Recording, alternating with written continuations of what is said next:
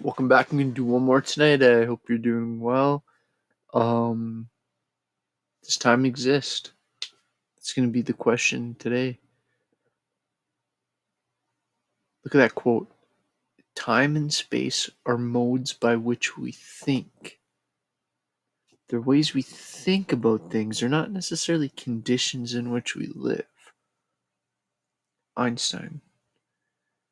Right? So, well, that's a great intro quote to this. Let's see where this video goes.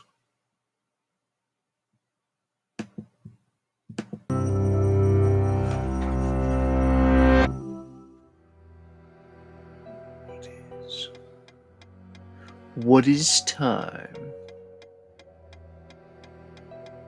These TED Talk animation videos, not bad. The earliest time measurements were observations of cycles of the natural world, using patterns of changes from day to night and season to season to build calendars. More precise timekeeping, like sundials and mechanical clocks, eventually came along to put time in more convenient boxes. But what exactly is it that we're measuring? Is time something that physically exists? Or is it just in our heads? At first, the answer seems obvious. Of course time exists. It constantly unfolds all around us, and it's hard to imagine the universe without it. But our understanding of time started getting complicated thanks to Einstein. His theory of relativity tells us that time passes for everyone, but doesn't always pass at the same rate for people in different situations, like those traveling close to the speed of light or orbiting a supermassive black hole. Einstein resolved the malleability of time by combining it with space to define space-time, which can bend but behaves in consistent, predictable ways.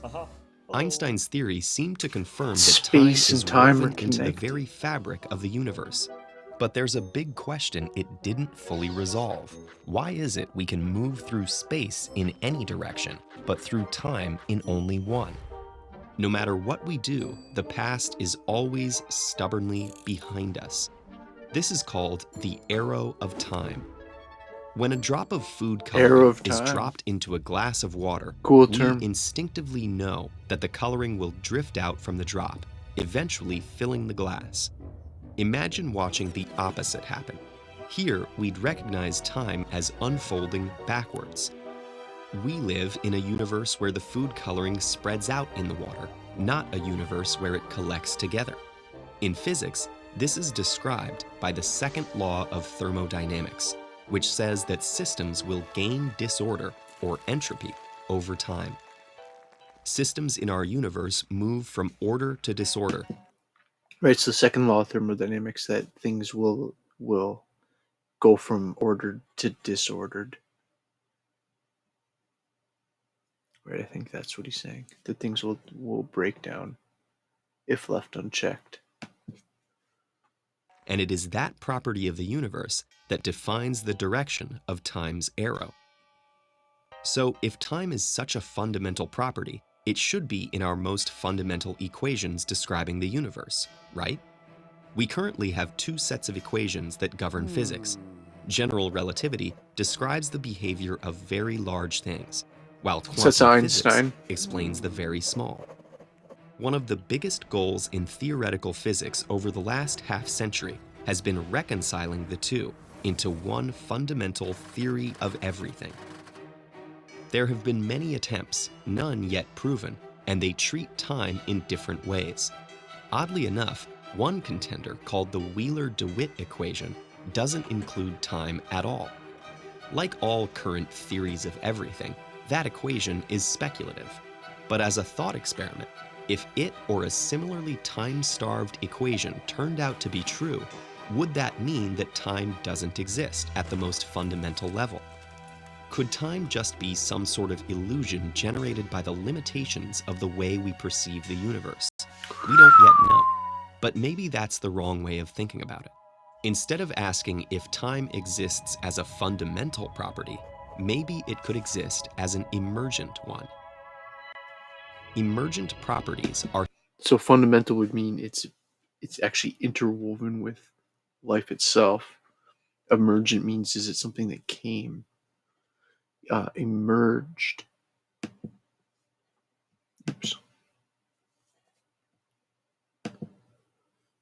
Are things that don't exist in individual pieces of a system, but do exist for the system as a whole. Each individual water molecule doesn't have a tide, but the whole ocean does. A movie creates change through time by using a series of still images that appear to have a fluid, continuous change between them. Flipping through the images fast enough, our brains perceive the passage of time from the sequence of still images. No individual frame of the movie changes or contains the passage of time, but it's a property So that weird. comes out of how the pieces are strung together.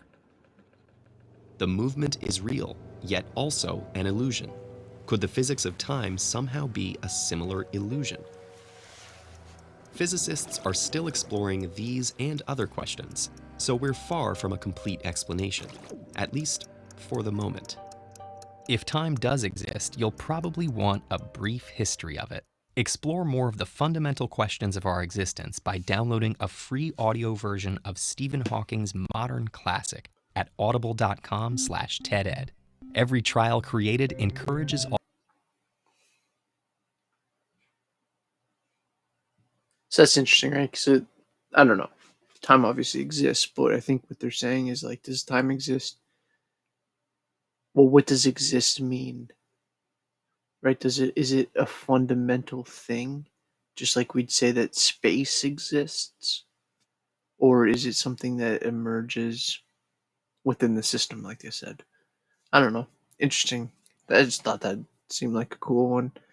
Um, Again, I might start getting into a little bit more psychology ones soon. So I've just kind of been playing around the last little bit, but I hope you're digging at least a few of these.